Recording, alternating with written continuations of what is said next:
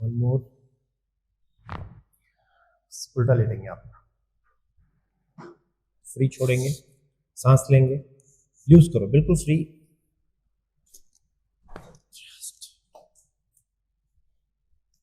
Okay, straight हो जाओ वापस, अभी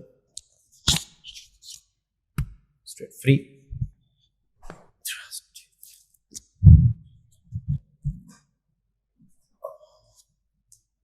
सीधा कर दो पैर।